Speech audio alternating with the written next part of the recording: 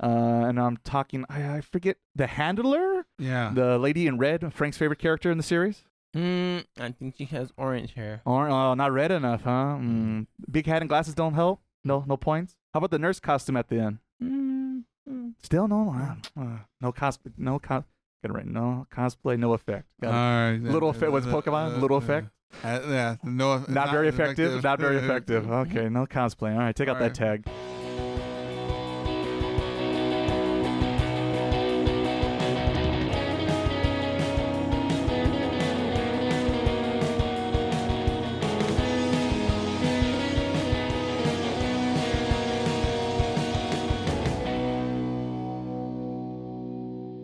What's up, people? Welcome to Otaku, SoCal's bi-weekly anime and pop culture podcast. I'm your host, Ray, aka Sourdough Shonen. And today, ladies and gentlemen, we're going to be tackling Season 3 of SpyFamily or SpyxFamily, SpyXFamily, however you pronounce it. We're going to talk about Lloyd, Twilight, and Yor once again on this podcast. So if you're catching up from last season, you come to the right episode of the podcast. But thankfully, as always, not always, usually it's not the Sourdough Shonen podcast, but it's the Ray, Frank, and Miles show. So let's introduce Frank. How you doing, sir?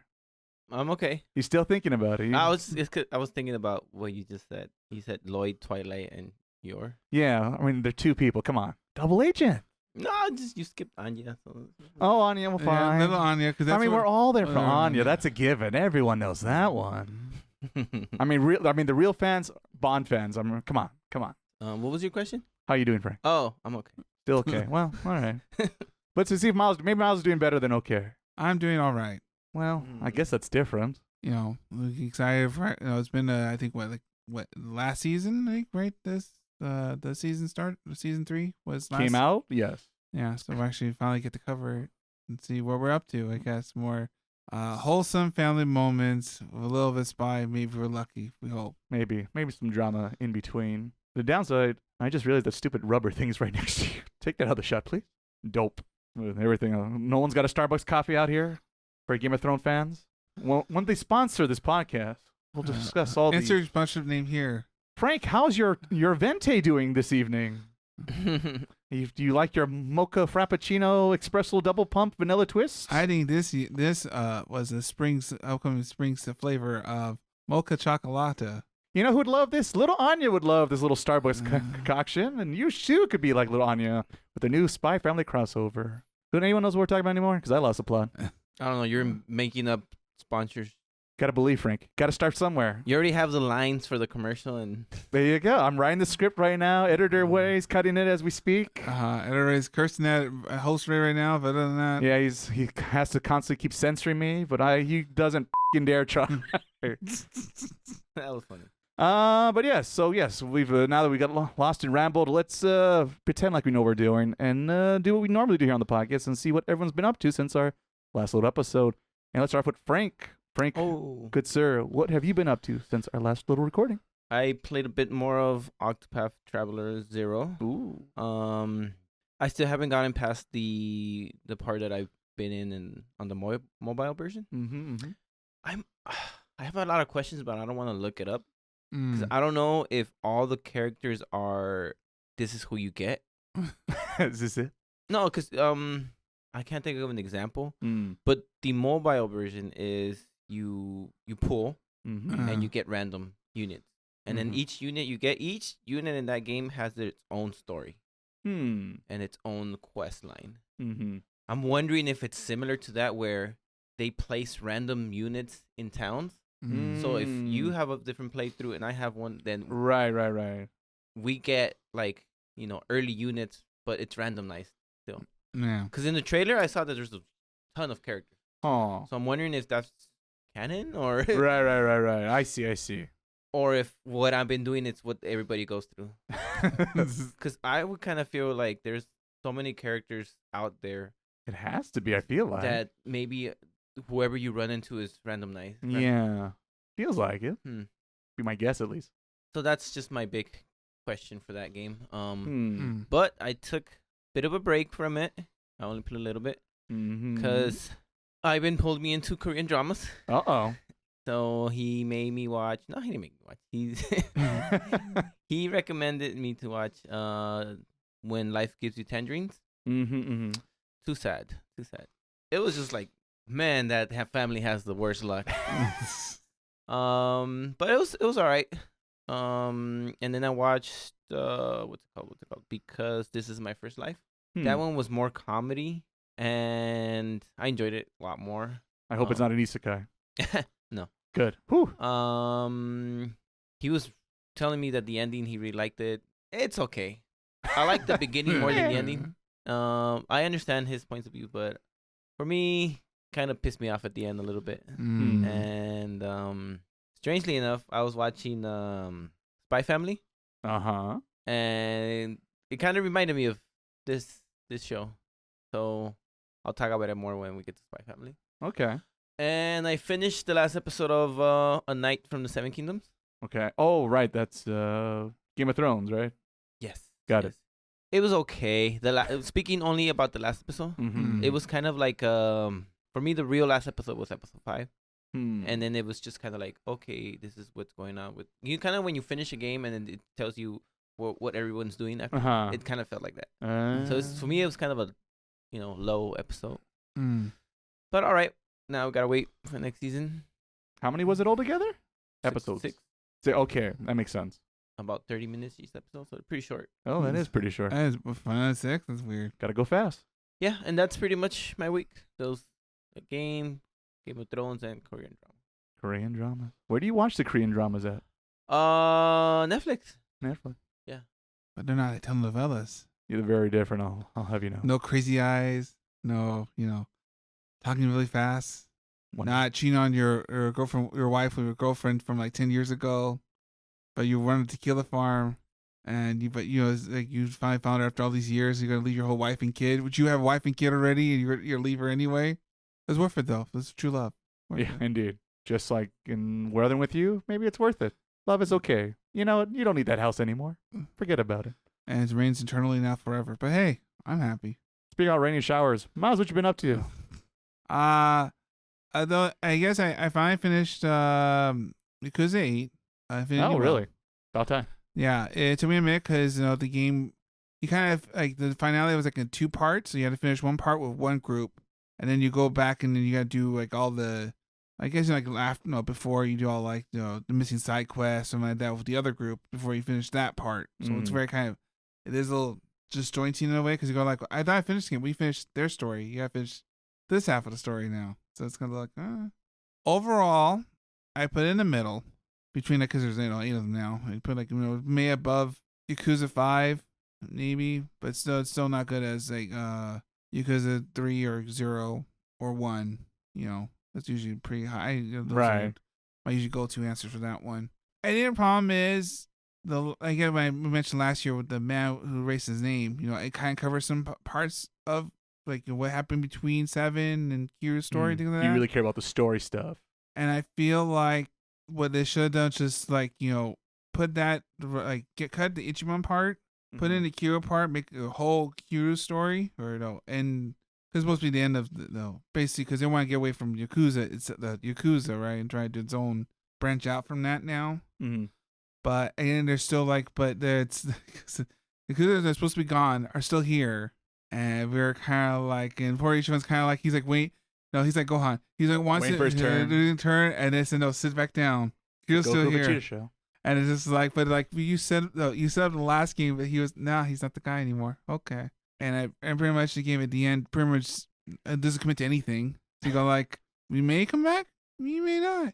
Yeah, it is interesting. They try to more humanize him. He admits to he has made mistakes. He did the best what he thought he was right, and sometimes it just didn't work out. And this one, he has a lot of reflection because obviously, because of Kiryu's situation, he's able time more to reflect about his life and things like that, and a lot of self-reflection on his actions and things like that, things he could have done better. So, I do appreciate that moment, but I feel like poor Ichiban kind of like, he's just like they want to commit, like he's the guy, but he's not really the guy, but he can be the guy. And I feel like he kind of just went in a circle while Kiryu had some growth. But before each one's in the circle here and like waiting, like you'll be your turn someday. I'm not sure when, but you'll be your turn someday. It makes me worry about where this franchise. It's like I feel like we're just now the director's gone. The director's gone, and like we're just now coasting now, and like we're not. we're not sure exactly we're gonna pivot now because I heard the next one's a Pirates game, which is like supposed to be technically canon 6 months after the end of the events of this game. I heard that one's kind of Right. The one that's out already. Yeah, it's already. Okay. So I it's was like, is there another Pirates one? Yeah. Oh, yeah, it's not yet. Yeah. But I mean, kind of like we're like, we just don't know what direction we're going here. So I'm a little hesitant to play that straight off the bat. Maybe I take a break.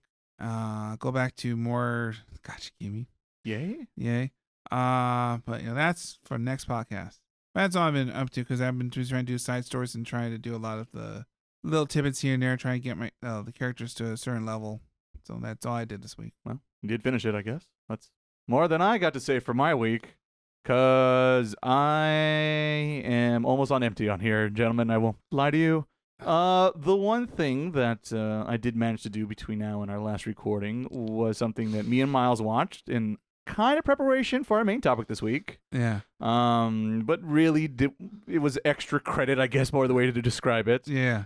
Because we did sit down and watch SpyxFamily Code White, the movie. Oh yeah, I forgot about that. And wasn't good. Sadly, because of Frank's high marks talking about the movie, my expectations were a little high coming into this one.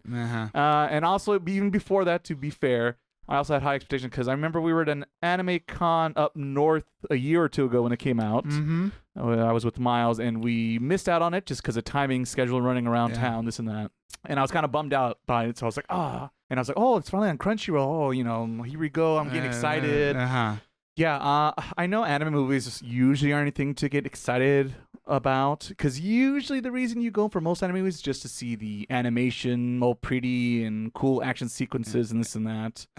There technically is that in this movie, but I don't know. I guess I don't associate SpyxFamily as the equivalent of a Demon Slayer or a Naruto or My Hero, whoever action series. Yeah.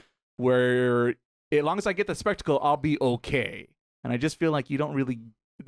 Here doesn't make as much sense in my brain, at least. Or at least for this series, I don't come expect it. So really the big climax fighting sequence, which I won't spoil here, didn't do anything for me. And a lot of the running around and shenanigans that you would expect in a SpyxFamily story movie felt like it was very lazy. And once again, trying to talk around it without getting into all the spoiler-rific stuff about it. It just seems like the events that happen in that movie, it almost feels like it's so obvious that everyone is a spy or an assassin or could read minds, because it's just laziness with exposition dumping into moving on to the next scene for the big action sequence to occur. Yeah. And it's just very convenient, and no one ever realized, like, wait a minute, I didn't know my psychologist husband can fly planes. So what did he learn to do that? Free time. No problem. Well, that's funny. I haven't seen my wife in a while. She's not on this blimp with me. Nah, couldn't be. Wait, she's here? How did she get on here? Last time I saw her, she was on the ground with no airplane in sight. And lots of poop jokes. And yes, a lot of, yes. Toriyama fans rejoice. He will be proud. Yeah, so it just wasn't good. For me, I didn't enjoy it, sad to say. If I didn't have the expectations of Frank and my previous excursion at anime cons, I feel like watching the movie, I've been like, yeah, that's what I expect out of this. But because of those reasons, I fell a little high from grace this time on the podcast. But oh well, you win some, you lose some, I guess. And then the biggest thing I've done this week, which I guess is podcast related. Well, it really is podcast related, but I guess it's not maybe the most interesting talk. But I guess this is the commercial part of the podcast. Sorry. Because what I have been doing in my free time since our last recording has been working on the video aspect of our little podcast. We've been talking about this for years at this point as something to do, but luckily I've been able to finally sit down and make up some little clips, snippets of our highlights of usually our main topic discussion, and I've thrown them up on YouTube and all in 4K glory. So finally, I'm a man of my word. Took me years to get there, but finally you can see all the pores on my face and everything else. All the old people. Can we lower in the 4K? resolution? They can at home. Yeah, he said 140p. That's where you want to be. That's the sweet spot. Yeah. We used to see everyone blur of it. When anime first came out on the internet, it was about 320, 360p. So that's what you want to aim for when you tune into the Otaku podcast over on YouTube. But for those who are curious, you can check out those clips over on YouTube at Otaku Bites.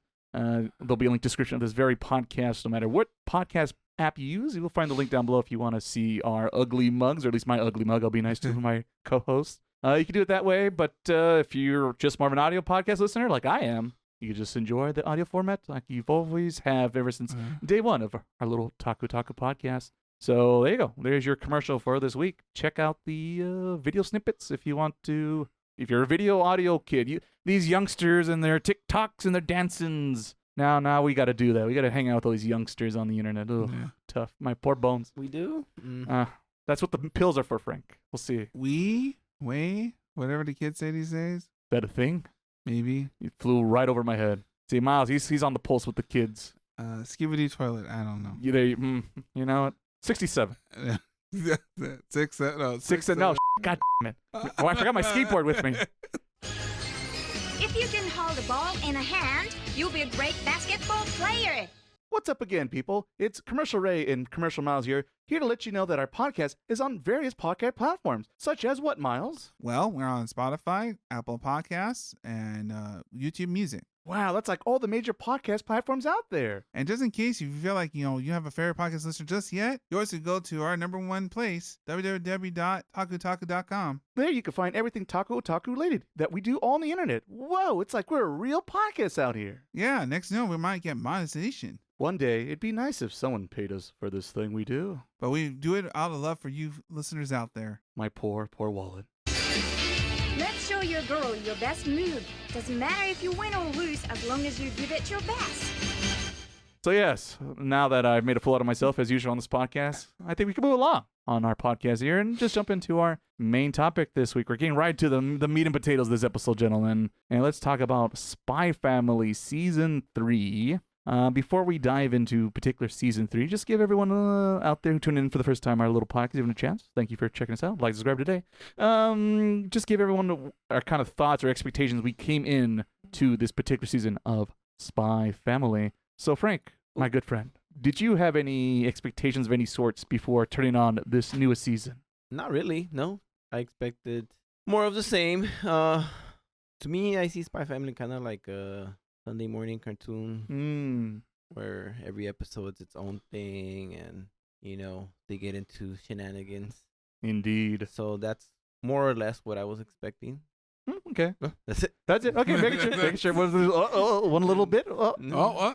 Okay, just making sure. What about you, Miles? Any expectations, hopes, and dreams starting this Season 3? More onion reactions.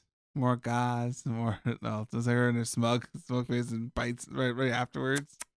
More was it little David is like, I don't like this Crowfoot. I don't know why, but yeah, no. She's alright, I guess. Maybe. And just like, are you sure, man? You look like you're sweating out here. Oh, right, no, I'm fine. Yeah, I'm fine. Poor Lloyd just going, does the rest of us just sign like straight man.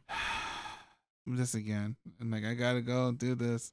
I gotta carry this on my back. Now what's happening in this dang household? Oh boy, my poor missions. Project Strix or whatever it's called. Operation Strix. Operation. There Operation you go. Strix will never end. Will never end. If the fans stop watching, yes. Maybe we can shut them down. We got 3 seasons in so far. Let's see. Season 4? Yeah. Yeah, but that's pretty much it. I expect it to be a nice, cozy, like, cup of cocoa. Not expect any, Jujutsu Kaisen bullshit or, it's just weird, like, edgy shonen nonsense. It's nice, sweet, relaxed moments. It's like a safe bet, maybe. Yeah. You weren't you at the roulette table. You didn't bet on 1 through 17 or a particular number. You went for red or black. Kept it a nice, safe, easy bet. All right. I guess for me, I won't lie, gentlemen. I was hesitant about this current season because this is the movie, just to be clear, not the movie.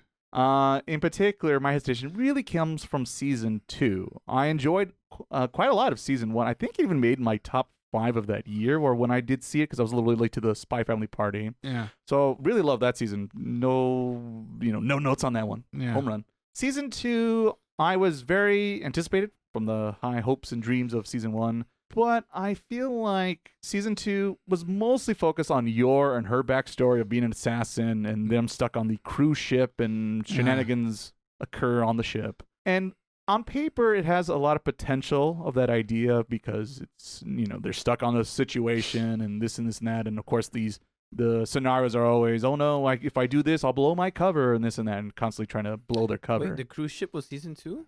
Yes. Wasn't the movie? Movie was in snow. What? Oh no. Uh-oh. Did Frank watch the wrong thing? Is that why? I don't think I've seen the movie. Was there a blimp? Oh. That's the dead giveaway. If you don't remember blimp, then probably you didn't see the movie. Was there a ship or was it a blimp? I remember it was kind of like a cruise. Oh. There was no boat. I'm pretty sure there was no boat in that movie. Okay, I'm gonna have to look this up. Okay. Now we just blown Frank's spot. There you go. Frank's See, like- you gotta like and subscribe. You'll miss out Frank's reaction of what? Okay, I was kind of playing Maple Story when I watched it. Oh, I see. Oh, second monitor watching. Oh no. What a multitasker. But yes, for me, season 2 with the boat scenario fell a little short, and I think the problem is I think they explained a little too much early on with Yor, because I will admit in season 1 I was curious because you don't see a lot of her or how her daily assignments work in the assassin business she's in. Yeah. But the thing is, they kind of reveal Mr. X too soon. And you don't know a lot about him, but the fact you see his face and his whole gimmick, kind of his personality, it just kind of took away some of the mystery, I guess, a little too soon for me. And what you do get is not particularly interesting, I thought. So yes, I was a little wavy about season 2, but I was like, everyone has a rough arc here and there, and so I was hoping to have a little bit of high expectations. And then I saw the movie. So yes, I was nervous watching about season 3, but I was still somewhat hoping it'll reclaim the glory of season 1. All right, so now we got everyone's expectations established. We'll see now if how everyone felt about now completing season 3 without getting spoilers just yet. We're gonna get there soon enough, and if you just have to jump to it, we do have timestamps below. But Frank, for you, sir, overall, did you like this season 3? Yay or nay? I don't know. Did I watch season 3? Did you know he doesn't know? Perfect sounds good. Doubted myself. Was there a pink, cute girl, little girl in the show you watched, Frank? Yes. Okay, we have a chance. We're doing okay. What was the question again? Overall, did you like season 3? Yes or no? Yes. All right. What did you like about it? Without once again getting too many spoilers just yet. I liked the first 5 seconds of the opening. I liked that Anya was like missing a lot of this season. A little bit, yes. And I kind of enjoyed that. It made her moments when she come out better. Like, oh, I missed you. I haven't had my doses of you. There you are. And then I liked that, as opposed to earlier on, I felt like it was not every episode's its own thing. It kind of had more of a 3-episode kind of like arcs going on, and it felt more of a real story rather than episodic. Yeah, that's a good point. I enjoyed that about it. It felt a little more serious than the previous ones. Got fooled again by the who? by me thinking the story was gonna advance more, but you got me again. Not again. But yeah, that's pretty much what I thought. Okay. Without talking spoilers. Right? Spoilers just yet. Well, almost there, Frank. Frank, out of curiosity first, season 3 of SpyxFamily, do you have some kind of rating you would give it? And then who would you recommend this show for? Do you think this season's a good turning point for people who maybe gave up too early, bring them back in, or is it just more proof to keep on trucking on if, say, people are in between 1 or 2 right now? I mean, if you gave up, this is not going to bring you back. It's over. Because it's more of the same. Score, what are we going by? 10, 9? Have your own personal score, Frank. What you're feeling today? Because I know I change my score sometimes on this very show. 7.85. Yes. Think about probably an 8 out of 10. Yeah. Okay. Pretty high. I like that. I like what this show is. I like that it's not too serious. It's a potential second monitor. Sometimes I have to put the second screen down, but it doesn't stress me out thinking too much. Who would I recommend it to? Pretty much everybody except people that are too serious. Too serious. But it just isn't many people who I feel like, oh, don't try this. I guess people who like fun, only action stuff, I wouldn't recommend to. But everybody else, it's because it has comedy. It's interesting enough. So yeah, somebody go next. All right, somebody help me. Yeah. Frank hits the ejection button out of his car to get out of the sticky situation. Let's go over to Miles and see if he liked it or not. Just generally speaking. If I really point out at the end of the day, it's more of the same. I enjoyed the first and second season, But like you said, right? Second season, you kind of feel like, oh, this is what the show is. You keep more. You figure out by the end of season 2, oh, this is what the show actually is. You know, there's a constant here, and then this is more the same constant. You know. I think unfortunately, some of the arcs are good, but I feel like they don't place them in the right order sometimes. So they kind of like like certain episodes, it should have been like its own episode, but then they split that in half for some reason. For like half of that part's in this one, and the rest of it's in the next episode. And that kind of throws you like, why? Other than like certain plot points that are revealed that really don't advance the story, you're like, that's neat. It doesn't sound there's no forward movement, kind of like, oh, there's another angle for this to go, but there's no general consensus of moving forward. Is there a manga for this? Yes. And it's still going. Yes, I'm pretty sure. Okay, I was so it's Shonen Jump property, making it up, and then just like, well, let's see if we still have the ratings. Yeah. No, I'm pretty sure it's still ongoing, though I don't think it's as popular as it once was, but that's just show business, I guess. Yeah. I wonder if it's gonna be over once she gets what is she trying to get? The 7 stellas? Yes, because she needs to. Yeah. 8 stellas or get 6 of the thunderbolts to get to the super class, where then she meets the dictator or whatever he is. Yeah, but then there's other. That went to spoilers, but I'll wait till later. Yeah, I guess we'll get into it more. I think maybe what it needs it's countdown. Hey, Twilight, finish the mission by this time.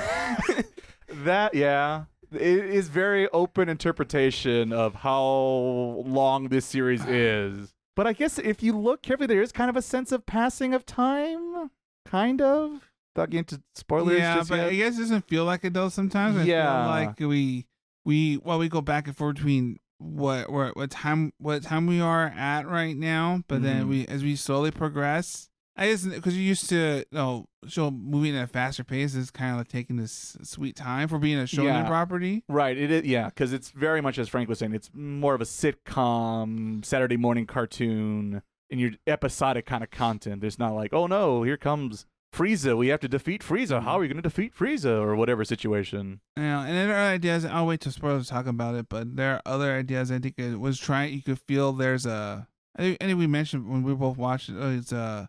There's a disconnect between what the manga wants to do and then what the show he's making, I guess, compared to what he wants to do, That is a thing. The author has mentioned sometimes he doesn't love his own series. I've heard comments on I don't know, I haven't seen all the research and details, but I've heard comments about that. So I too start wondering if that's true or not. Perhaps. We'll wait until the spoiler part. All right. And then for yourself, once again, before we get into spoilers, we're almost there. I swear. We're going to get there. Do you have a rating for this and recommendation, or maybe recommendation not or to pass? I gave it a 7 out of 10. I do appreciate the little Anya moments. And Lloyd kind of just dealing with too many things going on at once and kind of trying to make everything work for himself. But he does get surprised and shocked a lot sometimes. Mm-hmm. But I feel like as we work going, like where are we planning to go? What's the end game here? I feel like there's no sense of like real progression movement. There's there are other lanes to go to do the same thing they want to do, but there's no one's. We're not going this path or this path. There's like a lot of other paths instead. What is the mission? The plan is they want to make sure so another country doesn't go to war. They need it. They want to keep tabs on, or they want to make friends with him so that way they could more anticipate how the movement between the two countries are, because technically they're still at war technically. So they don't want to kill him. No. There's more to talk about when we get to spoilers, because there's more thoughts about that part. All right, fair enough. I guess for me, did I like it? It was a mixed bag for me. Overall, there was probably more things I didn't like about it than I did. But there are still a couple of things that I am curious about for a season 4, whatever the heck they're going to do. Hopefully not going to be switching formats like Chainsaw Man or something here. So those things have me not changing the channel just yet, but I was thinking, where's the remote? I did think that watching this season. Yeah. Where's the remote? Just in case. If I was to rate it at this particular moment in time, and also considering how I felt about season 2, I feel like for me, based on my old YouTube rating score, whatever that means these days, it's probably lands more of a 2 out of 5, where I'm a little disappointed, but also not totally. It's unsalvageable. There's nothing interesting here.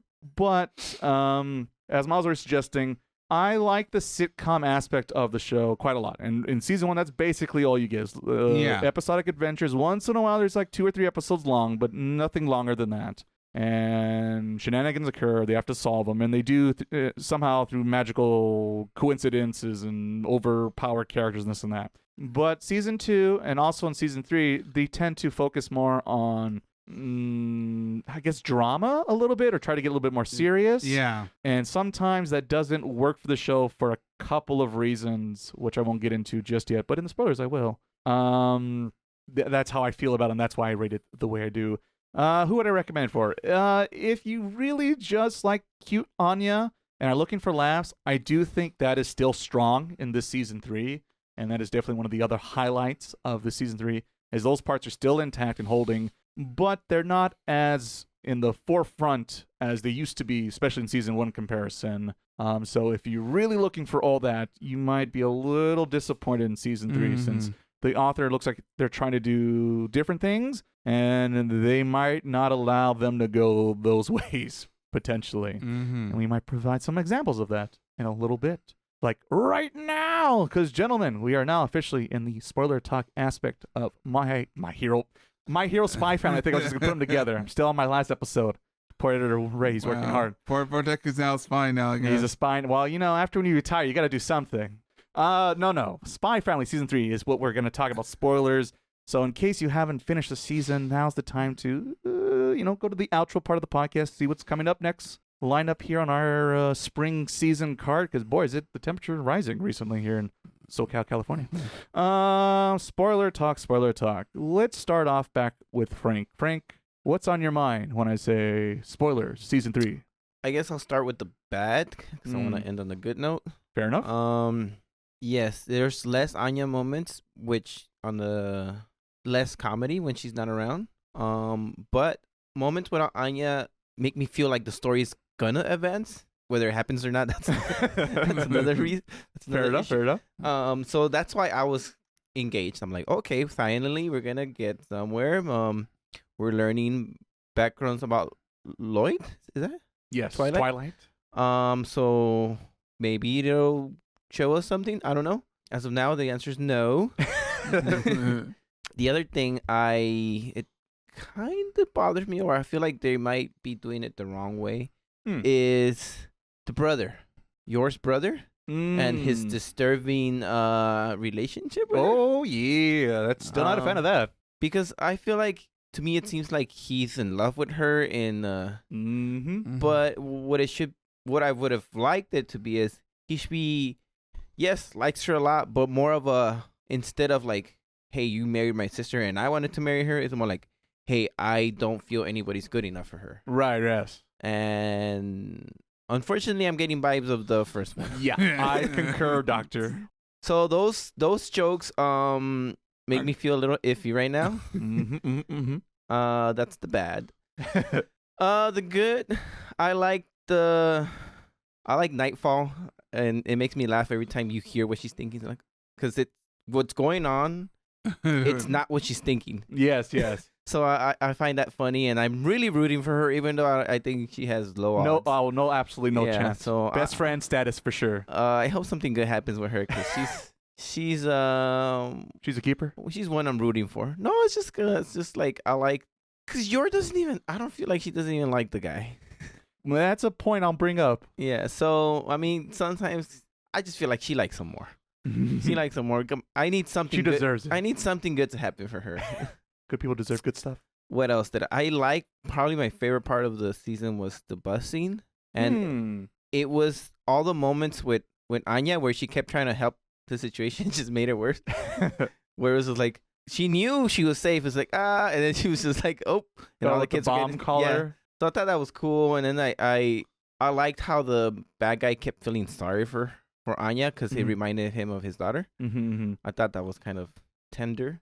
Got some feels. What I didn't like about it is that I mean, I guess it's realistic, but he got arrested. I don't think he's coming back. He's probably not. Not after what he pulled off with his speed wannabe getaway, whatever the plan was. But I thought that was a pretty cool part for me. I enjoyed it. Surprisingly, when Anya was present, the parents were absent, and when it was up with the parents, they kind of had like their own thing. Yeah, that's true. That's true. And early on in the season, I kind of don't remember what happened. I think they met Damien's mom. Yes. And then I don't know, because I watched the first few episodes way early, and then but they're kind of forgettable. Those. They start off. They had the quick episode with the bulldozer guy. That was episode 1 of the season. And then they jump into... Soon afterwards, they jump into Twilight's backstory. And then they met the mom. And then, yes. And then eventually, I think there's something else. And then they meet the mom. And then it's the bus story. And then it's the bus, yes. Okay. So, yeah, those episodes were fine. But I enjoyed the bus part a lot. And, yeah. It was just... I kept thinking... Later on... all the action stuff kept making me think, okay, we're going to finally end this war or something. And then, which I don't know why I keep getting my hopes up. Wrap it up? Yeah. The brother, please go to a doctor. Nightfall, I'm cheering for you. I agree with your character assessment so far, Frank. Yeah, so I think okay. I've said what I wanted to say. All right, let's pass over to Miles and see if something brews up also with Frank as we go along. But Miles, what do you got for us? I think Frank touched on it a little bit. I think we've seen it through the movie, but I feel like even more so now in season 3 that Yor seems out of place. Oh, they don't know what to do with her anymore, because a lot of comedic things or things that happen has me to the point where she just does not understand what's going on at all.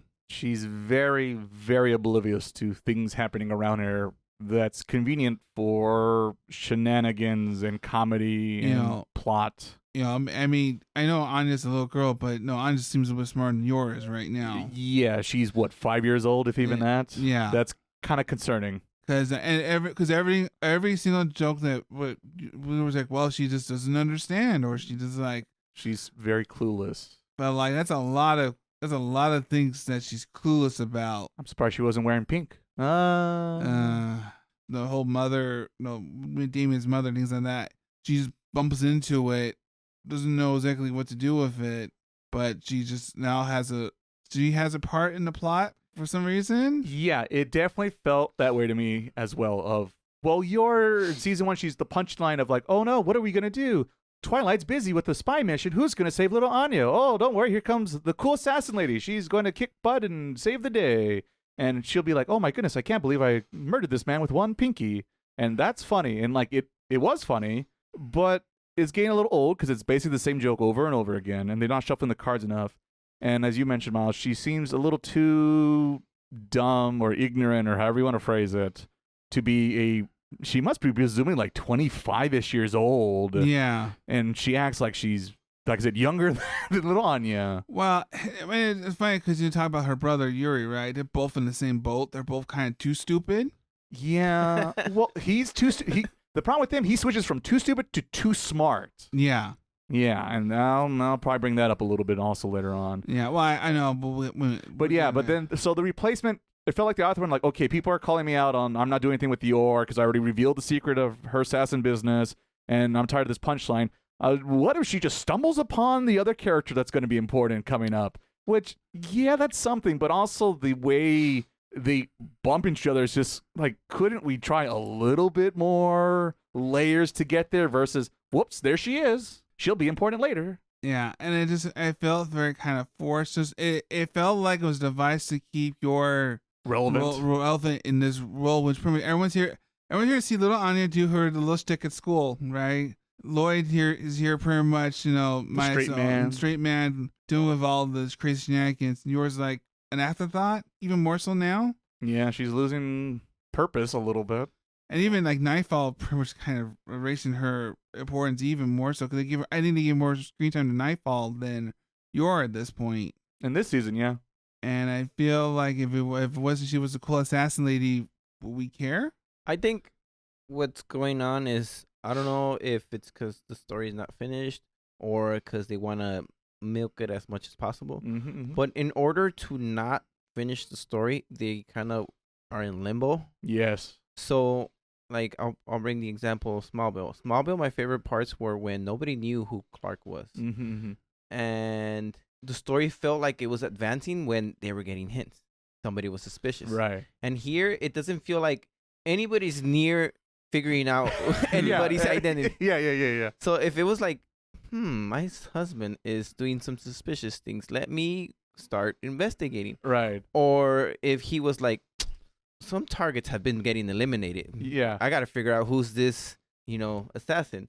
So then it would be like, now we are doing this, secret stuff, getting closer to the truth, and the truth is going to be pop out of the... It'd be like, oh, snap, it's you. Oh, shit, it's you. Yeah, so I think part of it is that that's not happening, and they're making up these fake reasons to have drama, where it's like, oh my God, I need to pick a fight with my husband. Yes. When it's like, you really think that's a normal thing? Yeah. Maybe they just pick crappy husbands. Yeah, that whole, it just makes her look too stupid, and it's just like almost insulting, I feel like. So Shonen Jump. Yeah, well, there's also that sometimes they don't write great female characters. Yeah. But yeah, poor Yor's getting the short end of the stick on this season for sure, for multitude of reasons, let's say. Yeah. And then other things, but you'll touch upon time soon later on. Then now, so I'll let you probably get there. But I feel like we're getting to the fight between the manga. We have a fight between the mangaka and the editor. Yeah, because you could. It's always kind of been there slowly back, but this I feel like we're getting various shades of like, wow, that just escalated real quickly, and then never mind. Here's the kitty gloves back on. Now little Anya again. She's up to no good again.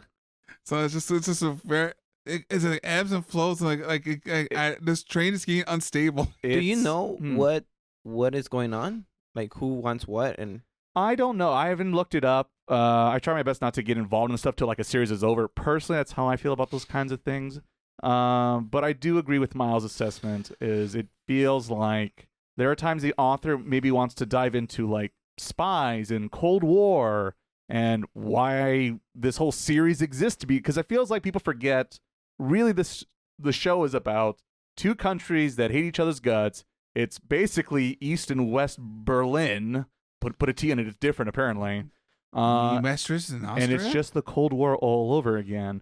And, if you live through it, you remember the space race and all these other situations, the Cuba Missile Crisis, all these situations that are pretty similar vibes. And I think the author wants to dive more into that kind of stuff and make the series a little bit more realistic and grounded in reality. But then I feel like the publishers, the editors are like, no, show the cute girl and the dog and let's sell some more copies and some merch. Yeah. And so they don't want them to dive too much into the heavier topics about war and what motivates Twilight to do what he does and why he decided to be the world's best spy, and he's hoping to make sure no other child went through what he went through as a kid. Yeah. And that's good stuff, but it feels like when it gets interesting, they go, never mind, here's little Anya again. Well, it's weird because like you mentioned, like, there's certain aspects like, even like the hijacking bus thing, when they say, oh, yeah, we're like a special, like we're like a terrorist group and this is our thing, and the whole thing about the daughter and this and that, but they got really dark there about like, big bomb, things yeah, like big bomb, not real. And like, oh yeah, nothing has gone down. All this is talk, no bravado. Were the guns even real? the big giant gun didn't even use. Like, it was a lot of things going on, but no, there was no sense of danger. Anya was right. Anya's like, yeah, they don't let there. Yeah, we're calm with her in that bus. Being like, yeah, it's fine. Everything will be fine. And yeah, which I guess was the point. It's like I said, and we've been saying right now, they want to have it both ways. Where it's gonna get serious, but yeah, don't sweat too much. Well, it's like reminds me of that. Was it season 1 or season 2 when Anya kind of predict? I think it was what she predicted that Lloyd was gonna die, right? Yes, that happened. That was in season 1. Yeah, I think so. but like there was that was a woman. Whoa, Right, because that's I think the first time she read Bond's mind and saw that future. Yeah, which is kind of crazy. It's almost like the same when you think about Dragon Ball, when like in the real Dragon Ball timeline, Goku just dies from a heart attack. That's it. That's the universe. That hasn't happened much. The whole reading Bond's mind. Yeah, they did it every so often, but that's probably for the best because that's just constantly cheating, I guess. And there's only so many times you could keep, oh no, here comes a thing. We got to dodge the train or whatever the situation might be. So that's probably for the best. They don't go back to that well too many times.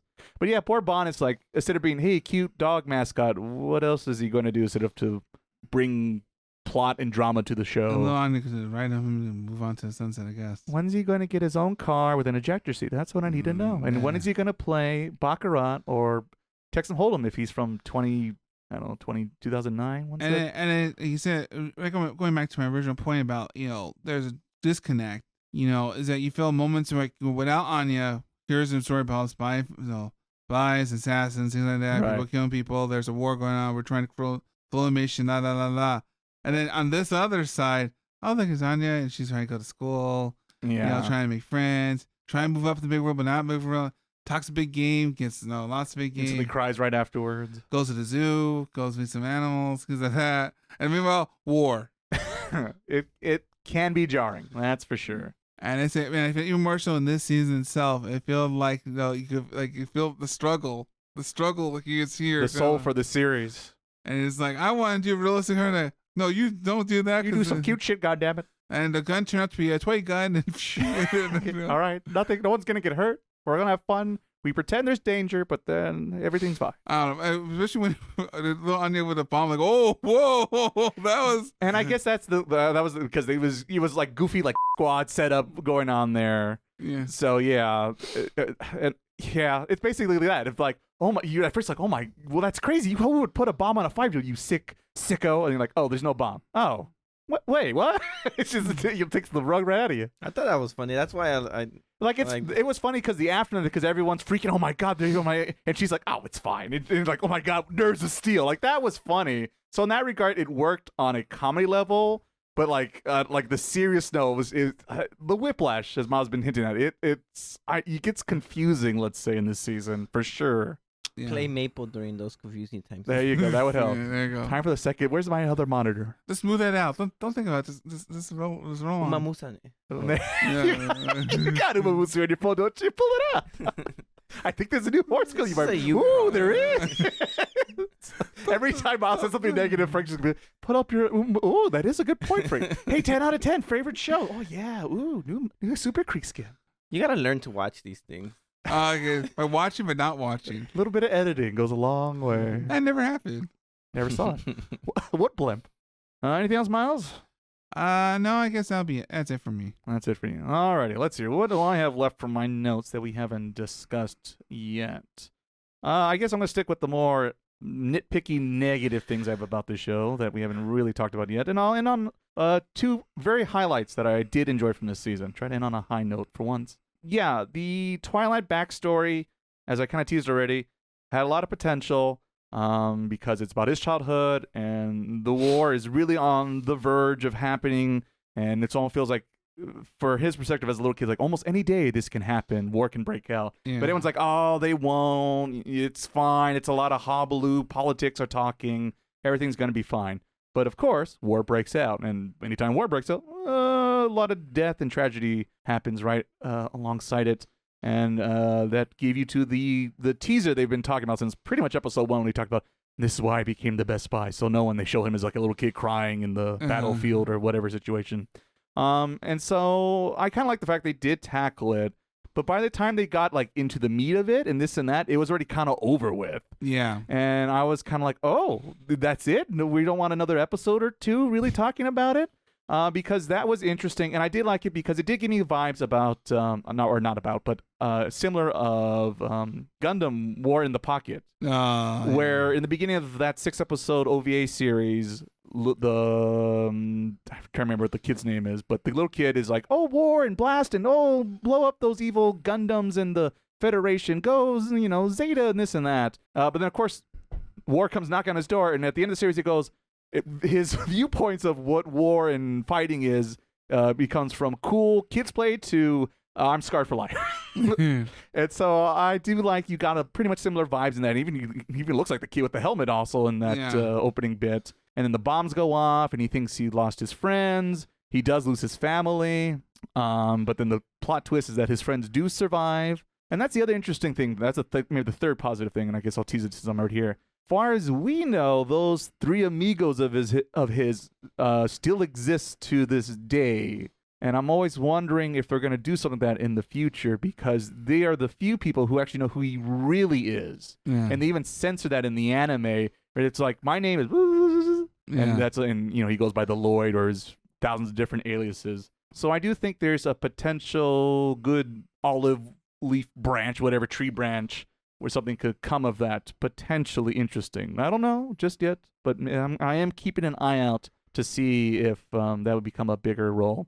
The other thing in this backstory I did like is the little dramatic scene he had with his father when he was a little boy, and his dad seemed like he was like a nationalist of the country at the time, and he wanted, as a little kid, he wanted his own little plastic toy gun to play with his friends because they also have these little toy guns, and he lies to his father, like, Father, I'm thinking about going to fighting in the academy. Oh, attaboy, son. About time you applied yourself. Here's a tenner on me. Why don't you go get that school book so then you can be all the hope and pride and joy I was hoping you would to be. But he's fully aware as a young kid that he knows he's lying and he's getting what he wants, and he feels really guilty about that. And I think that's something I guess I definitely kind of thought about myself when you're a young kid and you realize, like, oh, you can just lie and sometimes you'll get rewarded. That's kind of messed up and weird, depending if you have a conscience or not as a little kid. So I thought that was an interesting, real moment that happened.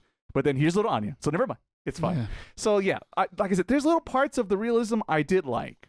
The part I rolled my eyes about in his backstory is like, oh yeah, didn't you know I met Frankie during the war, and he was on the opposite side. Yeah, that was just, what the fuck was that about? It was like, what are the odds of these two bumping each other? And they kind of don't really seem to recognize each. I don't know if they recognize each other in their current situation, or they just passed each other in the middle of the night one time and they didn't realize they're now kind of best friends through circumstances in their current situation. Yeah. But yeah, that part I just didn't need. Let's see, what else was a high note? I did like the thing that they showed a little bit more in this season versus other seasons, where the support casts have a little bit time to shine. And I'm talking, I forget, the handler? Yeah. The lady in red, Frank's favorite character in the series? I think she has orange hair. Not red enough, huh? Big hat and glasses don't help? No points? How about the nurse costume at the end? Still no? No cosplay, get it right. No cosplay, no effect. All right. Little effect, what's Pokemon? Little effect? Not very effective. Not very effective. Okay, no cosplay. All right, take out that tag. All right, now everything we learned about Frank this week. Put it on. All right, more for me, I guess. But yeah, I did like that, and it showed what happens, like, because the problem with Twilight Lloyd, whatever you want to call him, he's so broken. He just shows up and just saves the day and does everything perfectly, right? And in that situation, it's like, wait a minute, Twilight's busy today. What do we do? Oh shit, we're in trouble. 007's on an assignment. Oh no! So I did like that. It's like, we're spies too, guys. We could do this. Wait a minute. They look at themselves in the mirror. Holy shit, I can do this. I believe it. They're like Piccolo. Yeah, I feel great. I can do this. I feel lost. Yeah, exactly. So it was nice to see that and show like stakes can happen and drama can still happen, because if he's there or little Anya's there or yours there, any of these broken characters show up, they take out any drama suspense. But take him out of the picture, you're like, whoa, wait a minute. Am I interested now? So that was good to see. I'm hoping we'll see more of that, but I imagine most people don't care about supporting cast characters except this nerdy guy over here. I mentioned this before, but how Yor met Damien's mother, way too coincidental. I really just wish, and I didn't need a lot. All I needed was Yor helps out some other random mom in a situation, and she invites her to their mother's get together Sunday brunch, whatever, and then she meets her in that Sunday brunch. Just a little separation. No, but she saves her and she invites her, and then she's later introduced as like a secret reveal. It's me, Damien's mother. Yeah, it just seemed like a weird reveal that didn't have much payoff. So either have a little bit more separation, or 2, just tell up from the get-go. It was a big plot point that didn't go anywhere today. I did like a nice touch it did with Anya in that moment when she kind of heard both voices. That's later, though. Oh, later. Yeah, that's later. Which that was taking my spoilers away. Why? That was when you get to. No, I was just talking about the introduction of her. The funniest episode that wasn't Anya involved was the stupid doctor who was just like trying to get Lloyd fired. And Dio? and which is extra funny because the voice actor is the same guy who does Dio from JoJo, who is.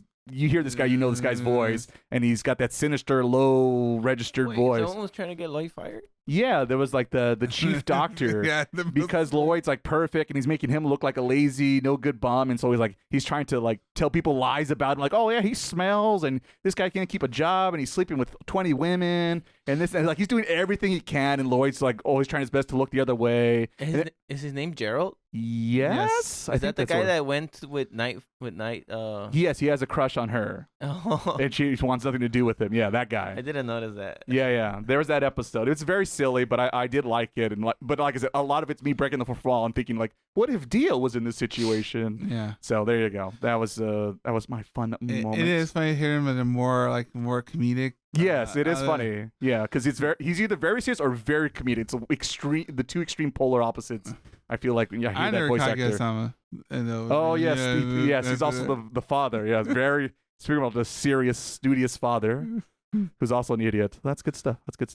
My last big negative thing I'll mention is, and the your stuff we were talking about, and the fact she's a little too dumb. But the thing I really didn't like, this is being a little bit more real world sensitive, maybe, I guess. Yeah. Is that episode, I think it's episode 10 this season, where like the punchline and like the big dramatic point of the whole episode is, my wife abuses me at home. Oh yeah. And like, isn't that funny? Ha ha ha. Spousal abuse. Ha ha ha. And it's funny because it's a guy and it's a woman. You wouldn't be laughing if it was the other way. So what's wrong with you? Men feel nothing. Grow up. Get a pair. But we mentioned before, but I feel the author's like, can I get a little of this? And then the editor's like, no, you can't do that at all. Yeah, it seemed like you can't talk about spousal abuse, but if the punchline is, the wife, she's so mean and grumpy. What's up with that? But it's weird because he like cons like little like the editor. Homeboy has like a PSD, like a Vietnam flashback moment in Lloyd's office, and it doesn't play off as a joke until like the very end, and it's just like, for one, I don't think this joke was it wasn't worth the time, and 2, once again, spousal abuse. I don't think that's a great punchline. So I wonder why they added that. That seemed like a weird thing to that character. I don't remember him. He was on the bus when it got taken over. Before that, yeah, he might have like 1 or 2 lines in the background. He's just like a random teacher, but yeah, he's not important. But he has like a whole episode. Yeah, that's what I mean. Like, why? Yeah, why him? Why now? And it's for a joke. Yeah, it wasn't worth our time. Better if it was like a character like Frankie or or the handler. Someone we know, care about. Even the other supporting guys you see in the background with the handler, even that, I'll take that instead. Well, it is weird because, at a certain moment as that joke was being played or whatever, you're like, am I, is this a joke or am I, or right? Right, because like it's a whole fake, because it's like, it's like, he has post-traumatic distress order from the event, and it's happened. It's only started this week when the incident occurred, but then it's like a secret. It's been happening for months.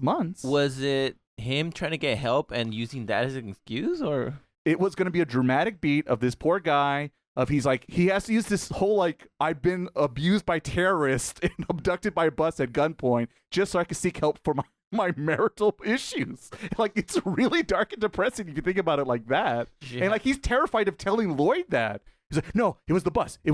I'm stressed up with the bus. It's not my wife. My wife loves me. She loves me. I love her. Everything's fine. Everything's fine at home. Like, it's real. Like, it plays up, and you're like, oh my god. You feel bad for this man. And then like, punchline, haha, just joking. And it's like, what the just happened? Once again, it feels like the writer and the editors are like, no, hit the brakes, turn about. Well, but I feel it's weird because I feel like usually when someone goes to print, you would like to read the work before you send the print, right? And like that's the way like just trying to like sneak this and like he sees it the last before they hit the publish bit. I put it in, and Erica's like, what the hell's this? What's this? Shit can't get heavy. What's it on you? And it goes over, goes to the show jump. What the hell is this? Are we sure the editor wants that? Maybe it's the opposite. The editor's forcing for it. That'd be funny. Never for the clicks. Oh, there you go. There you go. What about some more drama? Aye. So yeah, that episode was a lost cause for multiple reasons. I did like the big drama climax of the season was the spy games with Jason Bourne, or however you want to phrase it. Yeah. Winston Wilson, something like that. Woodrow Wilson. Something. No, it's something Winston. Anyway. I think of the present by But the whole like double spy games and who's the fake and oh no, Lloyd's in trouble. Oh no, this and that. You're actually doing spy stuff? Yeah, they're actually doing spy stuff, and it actually feels like maybe some drama will occur finally, and it kind of does. Though it does get fixed really quickly. But the way it gets fixed, I do like, and is definitely one of the highlights I had this season. Because it's not Yor or Twilight saves the day as typical, but it's all Miss Nightfall who finally gets a moment to shine. And as Frank said, it's about time she took a win. Female characters in general in a Shonen Jump property. It's nice to see them actually handle a fighting situation without having a man come to save her and or the day. But also destroying herself in the process. And that's the thing. And so she does do it, but also the thing I mentioned this before in this podcast. Sometimes I feel bad if I have a for lack of a better word, a woke perspective on certain things about women, this and that, and when it comes to our anime shows and this and that. But the other aspect, as a more critical enjoyer of anything entertaining, is I also want the winner of a fight to actually have a reason why they won the fight, not just heart of the cards or I just powered through it for sure will and determination. Help my friend. Yeah, exactly. And she only is able to beat him because she unlocks, I guess, her full potential, let's say, and literally breaks her arm to take him out. There's some consequence for her OP-ness, and it's very small. It doesn't make a ton of sense, but it's just enough stupid something for my brain to be like, yeah, I buy it. Deku approve. Yeah, then that's the thing. And it definitely gave me vibes of the season 2 of My Hero Academia with Deku shooting off those smash hits with his broken fingers like a Luna tune. And that's what she does in this thing is the guy, Jotaro thinks, her right arm's broken. She's going to use her left. Wait a minute. Well, she's using her right? Oh, shit. Boom. And there you go. And One Punch Man or woman, him out of the series. He has been in the hospital for a while. Yeah, a couple bones, and she'll be out of the picture for a little bit, but not too long. She'll be all right. She's a tough gal. But yeah, I like she won the fight, and there was a reason why she won the fight. Maybe Frank's right. Maybe no, maybe she's... Oh, she's easily, hands down, the waifu of the show. Come on. Your fans, they're not real fans. They're fake fans. I'll accept Nightfall or Bond fans. That's the only two I can accept. And the other highlight and the reason why I will keep watching season 4, I guess, of this. Fingers crossed, hopefully season 4 goes. Oh, there won't be a problem. Is I do like the setup of Damien's mother's potential of what she represents in this show and the universe potentially for this whole thingamabob we're doing in this Cold War situation. As you were teasing at Miles a little bit early, is at first she seems like a pretty nice, rich lady, I guess, right? Typical this and that, and fits what you would think when you think of a nice mom, let's say. But there are kind of times where maybe she'll have an interesting poker face or maybe a little more, mischievous. I'm trying to think which way to describe it. But she looks like she's keeping some cards close to the chest, let's say. When you first meet her with Yor at the Sunday brunch and this and that. But you really don't get a full sense of what she's capable of until after the terrorist takeaway bus situation, where she comes running on the scene to, Damien, my son. And, I guess they don't see each other very often. Yeah. And so he was very surprised, right? Because there's a whole brief moment of all the kids, their parents come to take home, and it's just him and little Anya, and then eventually Yor shows up, and it's like, oh, my mom's here, and he's like the last kid, no parent, and this and that, which is like, I do remember that as a kid thinking like, oh, where's everyone else got picked up? Where's my parents? Why doesn't no one love me? Yeah. So like I said, there's some real shit that happens once in a while in the show. You're like, it's just like me. And then, of course, it's a very tearful one because here comes the mom. She's running, and he's like, Mom, you're here? I didn't think you'd be here. Of course I'm here, honey. Why would I not be here? And she says all the right things, seems very wholesome. You got the little sparkle effects on the screen. and she's just saying thank you and this and that for watching my boy and this and that. And then there's the big dramatic beat for Anya, who can read minds, starts reading her mind, and you hear polar opposites of opinions of what's going on in the situation of, oh, my son, thank God he's okay. I'm so happy he's okay. Oh, why, he's my everything. What would I do without him? And I hate your guts. Why are you here? You wasted my space. You bring everything down. You devil child of you. And it's just like this haunting, spooky moment that almost comes out almost in left field for me. And it's interesting because this is the only character we've seen so far where Anya can hear two personalities of the same person, and it shows you exactly what her mindset is and what I guess she's going through, being a political figure / maybe hostage, because we really don't know all the details of her and her family. We know she's married to the chairman, and it sounds like she is biologically Damien's mother, but I don't think they ever say she's also the biological mother of the older son, which you don't really see also in the show. Yeah. And so is there I'm thinking overthinking these, is there an affair? Is she is this like a fake marriage too, where she's only a hostage piece in this current political climate we find ourselves in, and that's why she hates her son? But of course it's her son, so of course she has some feelings for her. Was it because he asked about the dad? Is that what then that set her off? Maybe.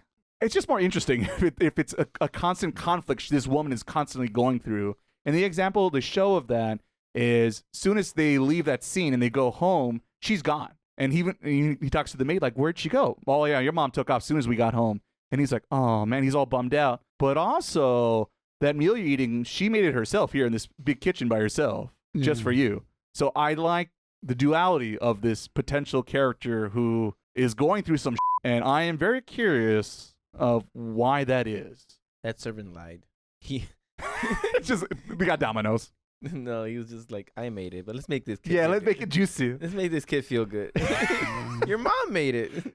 So yes, those were my two highlights: is the potential of Damien's mother and what she is going through and her situation, and what it means to meet characters who are going through a lot of stuff, and political drama once again looming on the shadows of the show whenever the editor's not around. Yeah, as far as he's like, wait, is he gone? It's like wacky moles out there, the poor editor. No, serious, no drama. He's like, Lloyd. Yeah, I gotta go. Oh, get on this guy again. Every time he wants to get serious. I know that one moment, and I think about the season when Lloyd's just like, I'm just done. No, and he kind of collapses. He just passes out, and then that's how he tells his backstory. Yeah. That is funny. His basic breaking character and his spy. Oh, I know, because Anya got a bolt, right? That's what make you pass out. Yeah, they made him pass. Yeah, because she got the bolt from the other lady. Yeah. No handkerchief, no deal. Yeah. And though, like I said, that's having Nightfall have her moment to shine, supporting cast. But the Lloyd and the Your stuff is for me, but the supporting cast, high marks. I just don't feel like we're going to get any more screen time with them. I feel like I have to enjoy what I got, because that's it. I did like the Frankie bit with him and Nightfall had to do a mission. Yes, that was. And he's like, "Oh man, I just gotta try. I just gotta try." Like I said, anytime you take out Lloyd or Yor, I feel like I get more into the show, and I still like the Anya stuff. But after that, I feel like I need more spy fiction. But also, I'm a big spy fiction James Bond junkie, so maybe it's more of a my problem situation, gentlemen. Maybe we'll have a turning point of season 4. We talked about My Hero last time on the podcast, and the fact that we love the beginning, the middle, woof, but the ending kind of brought it back around. So I'm hoping we will have a nice clean finish here in SpyxFamily. What do you think is going to happen to finish the story, and what would you like to happen? They can't do anything too serious with it. I feel like it's going to just be something friendship and understanding, and the kids and youth and the younger generation not repeating violence. And the One Piece is over there. Yeah, there you go. So, I just don't think it can end any other way. And I guess I also don't want it to end any way. I don't want it to be serious or, oh no, they dropped nukes on West Berlin or whatever, this or that. Because then it's just too jarring once again if we go to the other extreme. And at the end of the day, the bread and butter for the show is lighthearted Saturday morning cartoon, episodic comedy beats with a little bit of action comedy to sell it. That's about it, though. Miles, how about you with Frank's question? How would you want the series to go? I feel like there's no real way to end the story unless it just it all works out at the end. We signed we signed the peace deal. We signed a peace deal treaty, and then that move on. And then Lloyd was like, this is my true family after all. And then the roll credits. You are my real family, and here's the one piece. Yeah, might as well right next to Jolly Roger. You know, what I would want, it's too dark. It's not gonna happen probably because if she's an assassin, he's a spy. Shouldn't eventually they go against each other? That's what the Mr. and Mrs. Smith told me. So it would be nice if Twilight kills Yor. Wow. And I think that would be a more realistic ending. That, or they all just become fugitives and say, you know what, since I'm gonna retire because I like this family. What I think will happen is that it'll be a never-ending show. Mm-hmm. To the end of the world. Like I Dream of Genie. It's Wow, that is a pull. I Dream of Genie. Our big boomer demographic on this podcast. That's how I feel about the show. It's just I don't feel like they're gonna have the guts to go that dark. Mm-hmm. I don't know. I don't even know if that's what they want. I think what's most likely to happen is eventually they will all figure out who they are and somehow work together towards that final goal. And Operation Strix or Strikes, whatever, right, will finally end. That's what I think will happen. I just think Yor is a good challenge because I was carefully watching between the fight between the brother and Twilight, and I thought he was gonna give him a fight. Oh, yeah, not really. And right now, the only person that I feel can fight him is probably the wife. Yeah, so far it seems to be the case because they do have that skirmish in season 1. Yeah, and it's a pretty even fight. It looks like. So that's kind of my fantasy where I want to see. Just want to see Twilight get beat up. I mean, did you not see the season? No, but it wasn't. It was. That guy was in bandages. It was more like he got shot and he still beat the guy. You want to get stabbed too? And I just want to see someone at full power, and then he still loses. You know what I mean?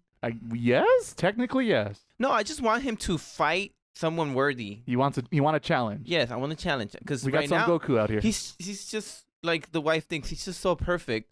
I need to see some adversity. I need to see a challenge. It's kind of like what you were saying, where with the bus, where you didn't feel like there's any sense of danger when Lloyd's there.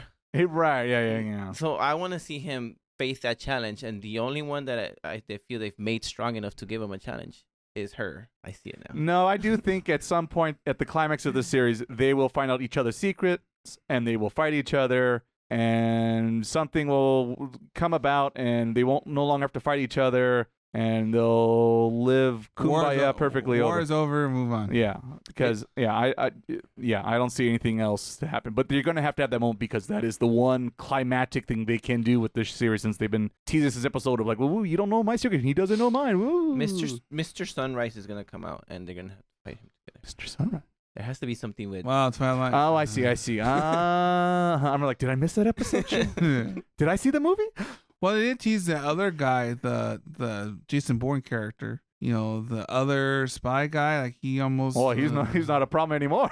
Yeah, they took care of him. But, poor Jotaro. Yeah, yeah. But but if there are other spies out there, might throw a kink in there or something like that. Yeah, I'm sure there's another double agent spy we can tease along those lines. But yeah, he wasn't the chosen one. No, yeah. He also too fell off his bike. We never heard a Goofy Born Legacy. Oh, Jesus. Yes. Yeah. Wow. Okay. Everyone with their interesting pulls today. And I thought I was hearing my Dragon Ball references. I feel very refreshed. Thanks, guys. Yeah.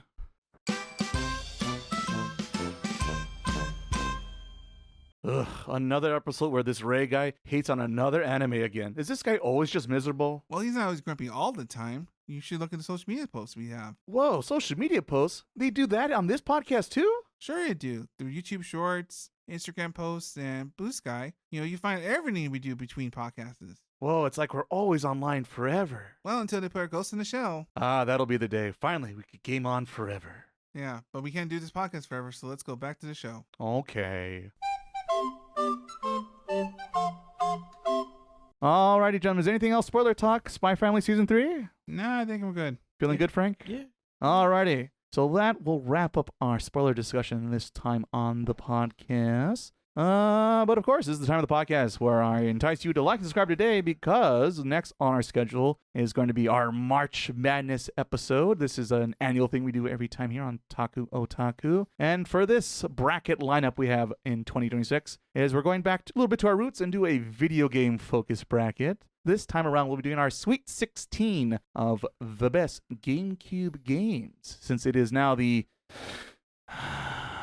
25th anniversary of the Nintendo GameCube. Woo! Everyone bring out your purple lunchboxes. No, not purple. Never. Indigo. Indigo, of course. Indigo. Wish it was atomic purple. Not purple. Indigo. Very different. Very different. No, it looks purple to me, but indigo.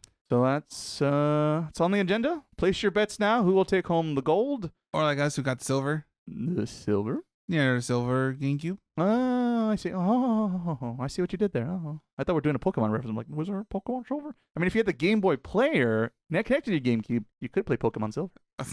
There you go. But yes, look forward to more old school talk like that next time on Taku. On the old man's podcast. On the old man's podcast. Why not? So yes, that is our lineup next time on the podcast. Trying to think anything else to push. Oh yes, the clips. Go like, subscribe over on YouTube at Otaku Bites. Link down below the description of this very podcast you're listening to. One click away. Hit that subscribe button. You want to feel better about yourself? Come look at us on YouTube. You'll feel a lot better about yourself, because you'll be like, at least I'm not that guy. Woof. Yeah. So there you go. That's your freebie. But until that day, gentlemen, we're just going to be here every 2 weeks or so, put out a new podcast together, have a little fun, hopefully, make something interesting for people to check out. Free recommendations, all that good stuff we normally do here. And speaking of things we normally do here, I got to thank my co-host. So Frank, thank you, good sir, coming out here with your sunshine, hopes, and rainbows, and all your JRPGs. You're the positive one, Frank. We need you. We need that bright spot in our lives. Am I? You are, Frank. You are. You might forget what movie you watched, but yeah, that's not important. What's important is the optimism you bring to the podcast. Oh, was it a blimp? Was it a ship? We don't know. We don't know. We don't know. It's a mystery. We'll have to find out next time on the I'm gonna podcast. look that up as soon as it's There you go. Mysteries will be solved here. And maybe Miles will solve the mystery of why he's a big Super Creek fan. There's not much of a mystery, though. There's a couple character aspects maybe he likes about her. You decide which those aspects are. But of course, brother, thank you for coming on here and putting up with my tomfoolery. That's one way to put it. That's what I do. One way to put it. Say poor editor Ray. Don't make him have to censor the last bit here. Never mind. Indeed. We'll leave it there. But of course, our biggest thank you goes to you guys, our listeners, for hanging out with us every other week or so. And hanging out with us, hopefully learning something new, having a little bit of fun like we do here on the podcast. And we hope to hear from you soon. Until then, have a good one, people. Laters. Bye-bye. Bye.